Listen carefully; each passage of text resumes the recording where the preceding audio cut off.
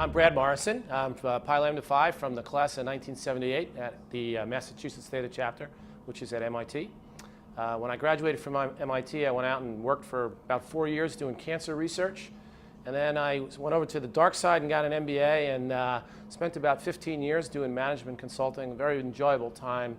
Traveled around the world, lived in Asia for quite some time, met my wife there, and eventually decided I wanted to stop that and moved into a career in academia. So I went back to school 25 years later and got a PhD.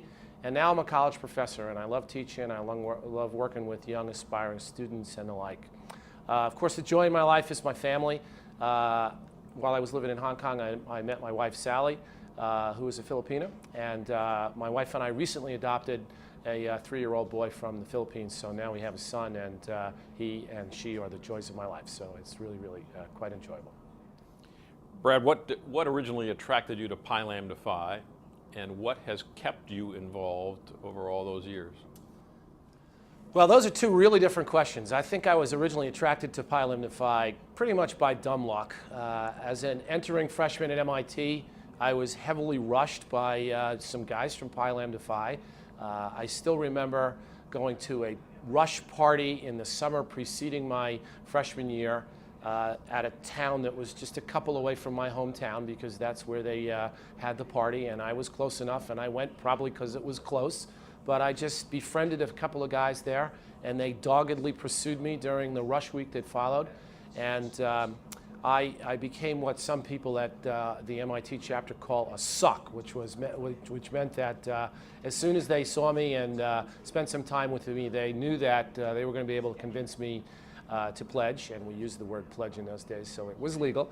And that's what I did. I spent probably 90% of the time during rush week with the people at Pi Lam, and I just could feel myself fitting in with the values and the fun and all that. Why I've stayed involved, I think there's two answers to that question. Sort of the honest answer and the party line answer, but I think they're both true. One reason for sure is that I really feel like my time, especially as an undergraduate at Pi Lam, was enormously instrumental in developing me as a person to be who I have become to be. I learned so much about interpersonal relationships and leadership and just how to solve problems, how to get stuff done with other people who shared some kind of common objective, which might have just been getting away with what we were trying to get away with, or it might have been trying to make something better. But I just learned all that stuff by doing it. And that has been so much more important than, and I say this as a college professor, that is so much more important than the stuff that you learn in the classroom. And I really believe that my experience at the fraternity helped me get that. So I think it's an important thing we do, and I would love to see that continue and help pass that on and create that experience for others. But that's only half the answer. That sounds good. But the truth is, it's just a whole lot of fun. I've made a lot of good friends. I enjoy my time.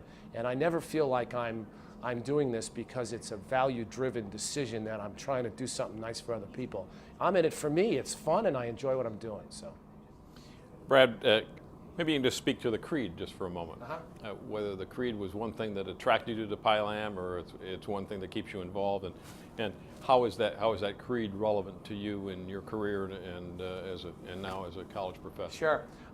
The creed's very important to me, although I have to confess that I don't think it was a particularly important part of what drew me into Pi Lam. I think I sort of found out about the creed after I became a Pi Lam, and actually even more so as I've become an alumnus. It is extremely rewarding to find a group of people who share common values that are just so obviously right and so profoundly important for the planet we live on. And so I actually think that the creed has helped me get more identification with my own set of values. So it's always things that I believed in, that my parents taught me, that I've learned through my faith and through my professional activities and my academic activities.